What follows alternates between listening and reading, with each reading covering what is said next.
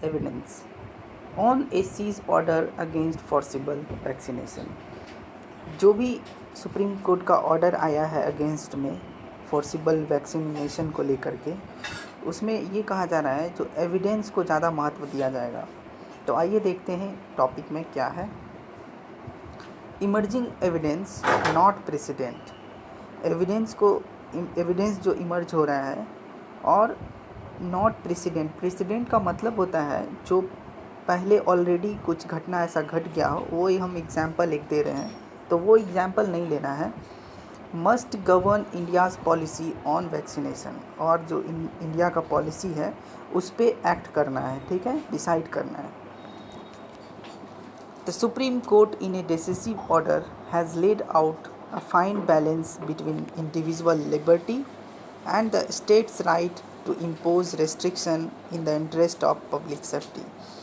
जो भी supreme court का अभी डिसिसिव ऑर्डर आया है, डिसिसिव का मतलब होता है मतलब जो भी डिसीज़न तुरंत ले लिया जाता है उसको डिसिसिव कहते हैं। तो सुप्रीम कोर्ट का जो भी डिसीज़न आया है अभी, वो एक फ़ाइन बैलेंस रखा गया है। इंडिविजुअल लिबर्टी, आप कह सकते हैं फ्रीडम, जो इंडिविजुअल फ्रीडम और स्टेट्स का जो राइट है रिस्ट्रिक्शन को इम्पोज करने के लिए, पब्लिक सेफ्टी के लिए, वो दोनों के बीच में एक अच्छा बैलेंस क्रिएट कर दिया है। An individual had the right to refuse vaccination, and though the government could impose limitation on right of individuals, it had to be reasonable and proportionate। तो यहाँ पे ये कहा जा रहा है जो इंडिविजुअल को जो है ना खुद का राइट है वैक्सीनेशन को रिफ्यूज़ करने का, ठीक है, और साथ में गवर्नमेंट भी अपना इम्पोज कर सकता है कुछ लिमिटेशन राइट्स पे, ठीक है, जो कि रीज़नेबल होना चाहिए और प्रोपोर्शनेट होना चाहिए, मतलब बराबर होना चाहिए। To the extent that it achieve the objective. वो इसलिए क्योंकि गवर्नमेंट को अपना ऑब्जेक्टिव अचीव करना हो, अगर कर रहा है तो वो एक रीज़नेबल होना चाहिए। सिंपल सा केस है। In this case containing the spread of corona virus. तो यहाँ पे किस चीज़ को लेकर के डिस्कस किया गया था, राइट्स को लेकर के? तो ये कोरोना वायरस का जो दौर चल रहा है, इस चीज़ को लेकर के बात किया जा रहा है। The current evidence, the court reason, जो भी करेंट एविडेंस दिया गया है कोर्ट की तरफ से, suggested that unvaccinated individual were no more likely to spread virus than those vaccinated. तो कोर्ट की तरफ से एक ये रीज़न दिया गया है जो अनवैक्सीनेटेड इंडिविजुअल हैं, पीपल हैं, वो ज़्यादा वायरस को स्प्रेड नहीं कर रहे हैं। और ज़्यादा वायरस स्प्रेड किन से हो रहा है? जो ऑलरेडी वैक्सीनेटेड है। ऐसा उनकी तरफ से एक एविडेंस रखा गया। Therefore people could not be denied access to public places. इसके कारण पीपल को पब्लिक प्लेसेस पे डिनाइड नहीं किया जा सकता है। Services and resources for being unvaccinated. ये सब जगह पे आप पब्लिक को डिनाइड नहीं कर सकते हैं कि आप अनवैक्सीनेटेड हैं तो आपको नहीं आना है यहाँ पे। However this was no blanket order. लेकिन ये जो है, जो भी ऑर्डर है सुप्रीम कोर्ट का, ये मतलब पूरा क्लियर है, कोई ब्लैंकेट ऐसा नहीं, कुछ छिपा हुआ नहीं है। And if infection rate increase and vaccines demonstratively reduce susceptibility to infection. अगर हम इन्फेक्शन अगर रेट इंक्रीज़ हो रहा है और जो वैक्सीन की कमी हो रही है, जिसके कारण ससेप्टिबिलिटी का मतलब होता है आप ज़्यादा वल्नरेबल हैं to infection, the government was within the right to impose restriction. तब गवर्नमेंट के पास राइट है कि आप रेस्ट्रिक्शन लगा सकते हैं।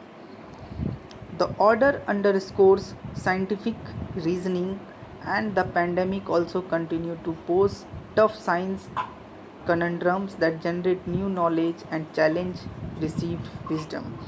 तो यहाँ पे जो कोर्ट के द्वारा जो ऑर्डर को अंडरस्कोर किया गया है, उनका ये मानना है जो साइंटिफिक रीज़न है इस पैंडेमिक को लेकर के, ये तो चैलेंज को टफ तो कर ही रहा है, साथ में जो है ना साइंस भी एक तरह से कंफ्यूज है।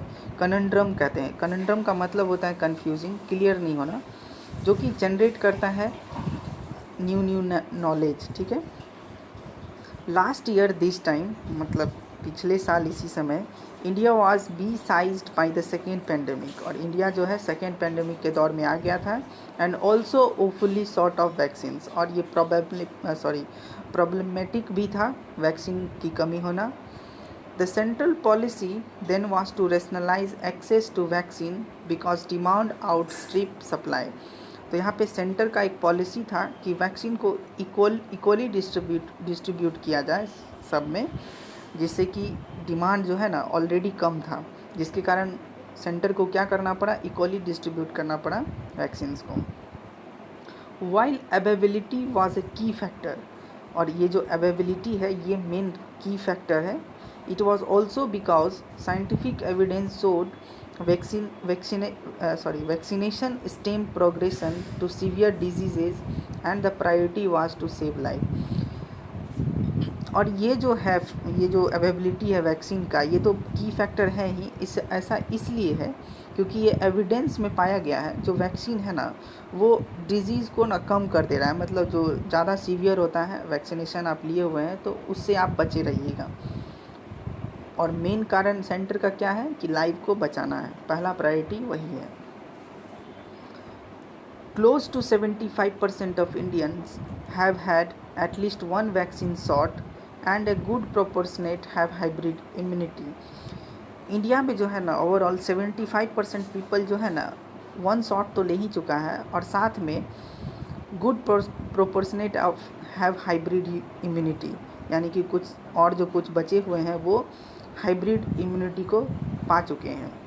Newer highly transmissible variant and the vast experience of infection being rife despite triple shots.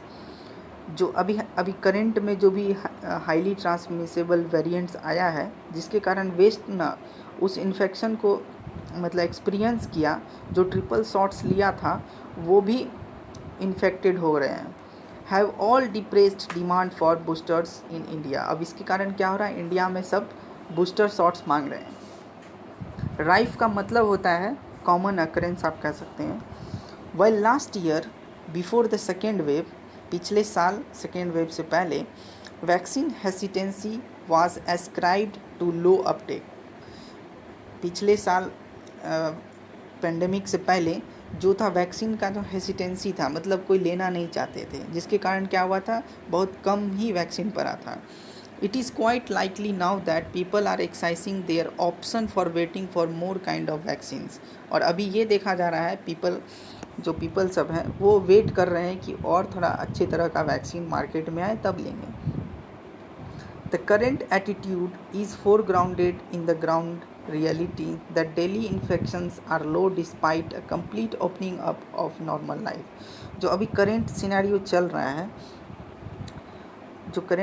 चल रहा है अभी, जो कि फोरग्राउंडेड हो चुका है, मतलब रियलिटी से दूर हो चुका है, ठीक है। ऐसा रियल है नहीं, क्योंकि जो डेली इन्फेक्शन है वो लो होता जा रहा है, मतलब जो इन्फेक्शन रेट था वो कम होता जा रहा है, जिसके कारण अब नॉर्मल लाइफ सा सब जीने लग गया है। In the first year of pandemic, अगर हम पहला पेंडेमिक का बात करें, when vaccines were in nascent stage and the virus was raging, the scientific wisdom was that lockdown and vaccination of 2/3 of population would end the pandemic.